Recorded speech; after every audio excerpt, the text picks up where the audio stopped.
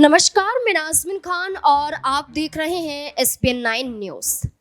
महाराष्ट्र में विधानसभा का चुनाव जैसे जैसे नजदीक आ रहा है वैसे वैसे महायुति गठबंधन की मजबूती कमजोरी में बदलती हुई नजर आ रही है। महायुति गठबंधन जो दावा करती है एक बार फिर से महाराष्ट्र में सरकार बनाने का, वही सरकार बनाने से पहले अपने सहयोगी दलों को नाखुश करती हुई भारतीय जनता पार्टी दिखाई दे रही है। जहां भारतीय जनता पार्टी फैसला सीएम चेहरे को लेकर नहीं कर पाती है, जहां अधिकतम सीटों पर चुनाव लड़ती है, जहां बीजेपी अजीत पवार के खिलाफ, उनके टिकट बंटवारों को लेकर खिलाफ, उनके उम्मीदवारों के खिलाफ बीजेपी नजर आती है, तो वहीं देश भर में एक नारा बड़ा प्रचलित नजर आ रहा है और वो नारा दिया जाता है उत्तर प्रदेश के मुख्यमंत्री योगी आदित्यनाथ के जरिए। बयान होता है कि बटोगे तो कटोगे। योगी आदित्यनाथ साफ कर देते हैं कि अगर आप बटोगे तो फिर आप जुड़ नहीं पाओगे, आप कट ही जाओगे। तो ये बयान अब महाराष्ट्र में तूल पकड़ता है। जहां योगी आदित्यनाथ ये बयान देते हैं तो प्रधानमंत्री बयान देते हुए दिखाई देते हैं कि एक रहेंगे तो सेफ रहेंगे। वहीं अजीत पवार से जब बटोगे कटोगे नारे के लिए सवाल पूछा जाता है तो अजीत पवार खुद यहां पर सीएम योगी आदित्यनाथ को ललकारते हुए दिखाई देते हैं।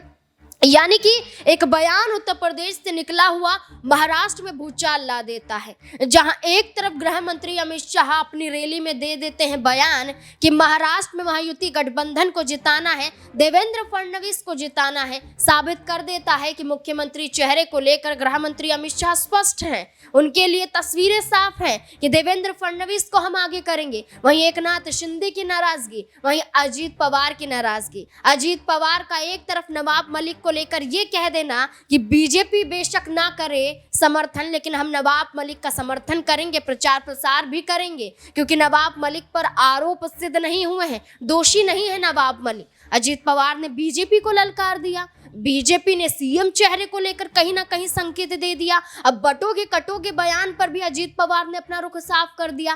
कहते हैं कि बाहर से आए हुए कुछ चेहरे महाराष्ट्र में आकर बयान देते हैं, उनको इतनी तवज्जो नहीं देनी चाहिए, बल्कि महाराष्ट्र में ऐसे बयानों का कोई भी तवज्जो नहीं है। सांप्रदायिक सौहार्द महाराष्ट्र में बना हुआ है, इसे बिगाड़ने की कोशिश की जाएगी तो उन्हें ही बाहर निकाल दिया जाएगा। अब महाराष्ट्र में योगी आदित्यनाथ को ललकारते हुए अजीत पवार नजर आए। अजीत पवार ने कह दिया किसी को भी महाराष्ट्र की तुलना दूसरे राज्यों से नहीं करनी चाहिए। यहाँ के लोगों ने हमेशा सांप्रदायिक सौहार्द बना के रखा हुआ है। सौहार्द बनाए रखने की जो कदम उठाए जा रहे हैं वो मजबूत हैं। कुछ लोग बाहर से यहाँ आते हैं और बयान देते हैं, लेकिन महाराष्ट्र ने कभी भी सांप्रदायिक विभाजन को स्वीकार नहीं किया है।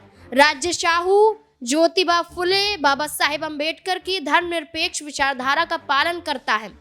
सीधे तौर पर उन्होंने कह दिया कि यूपी के सीएम के बयान का हम समर्थन नहीं करते।